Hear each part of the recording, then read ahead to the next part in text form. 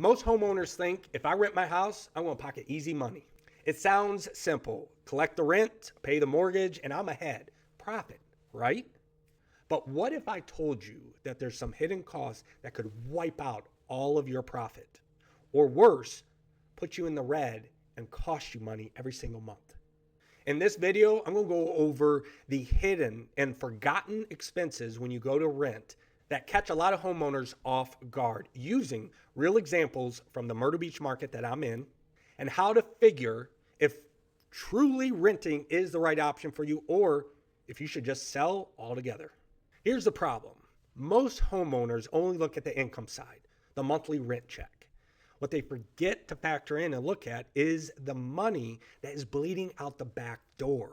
So let's break it down. Let's start with the maintenance and repairs.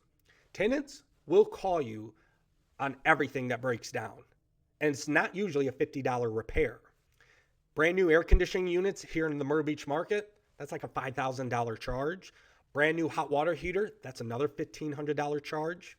Even small things like a leaky faucet or a running toilet, you have to pay for, and you're paying a contractor to fix these things at full price, not at a discounted rate. Number two is property taxes and insurance. Do you know that a lot of times your insurance is going to be a lot higher because it's a second or investment property for you, which is going to eat into your profit every single month? And here in the Myrtle Beach market, your property taxes are significantly higher, usually 3 times more if it's not your primary residence. These are expenses that are not factored in until it's too late. Number 3, vacancies. This is the most overlooked expense because we think that there's not an expense with vacancy, but really it is, because if you're not bringing in income, then you are losing money every month. So you have to factor in a vacancy rate for your market so you understand when that tenant moves out, you're going to have 30 to 45 days before you find the next tenant. Your expenses and bills still add up. You're not bringing in income for an empty house or an empty property.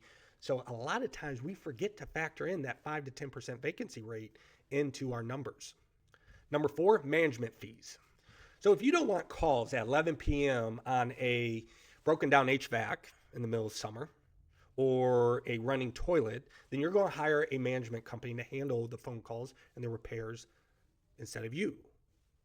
So that's going to be at an 8 to 12% rate plus leasing fees. That means if you're bringing in $2,000 a month in rent, you're paying the management company to manage this property around $200 a month to manage it. So you have to factor that in as well. Number 5, HOA fees and assessments. Once you rent the property, those HOA fees do not get passed on to the tenant. You still have to pay that every single month. And I've seen assessments where a brand new roof costs a homeowner on a condo $5,000. So what that basically means is your tenant is enjoying these upgrades for free. Number 6, wear and tear. So our wish is that when we put a tenant into our property, no matter if the appliances are brand new, fresh paint, brand new flooring, it's not their property. They're not going to take care of it like you would as if it was your own home. Carpets get stained, brand new flooring gets scratched up, there's dings and scuff marks on the wall with new paint.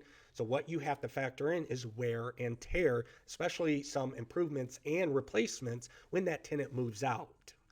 And a lot of homeowners forget to factor this in. And last, unexpected surprises. Think pest control if you own a house. Think legal fees if you have to evict someone. Lawn care, and then utilities if the house is sitting vacant, which from my experience, that's not fun, paying water, gas, and electric on a house that's not even being used. I'm not even getting any rent for. That's not fun. And even accounting during tax time. Now, these expenses are never on a homeowner's radar, but they chip away at the profit every single month. And here's the kicker. That $2,000 a month that you're bringing in for rent gets dwindled down to almost like $200 after expenses are paid. Or worse, you're in the negative and you're paying the tenant to stay in that house.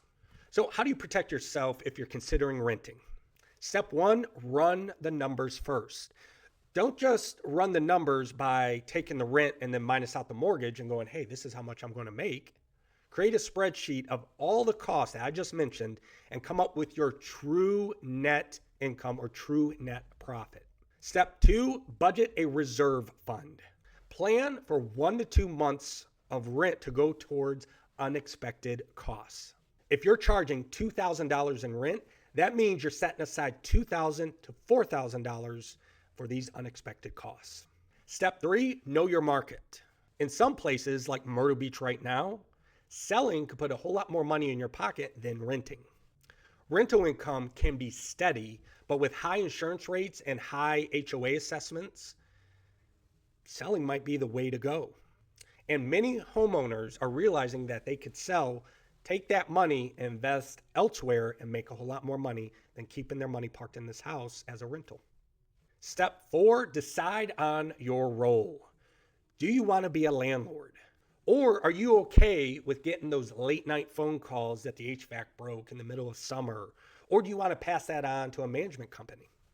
Being honest about your lifestyle and your stress tolerance is just as important as running the numbers. Number 5, talk with an expert. I have walked countless sellers through this exact same scenario, rent versus sell. And here's the thing, no one size fits all. It depends a lot on your goals, your market, and what you're trying to accomplish. But the difference between making money and losing money is planning. If you're a homeowner considering renting your property, don't go in blind.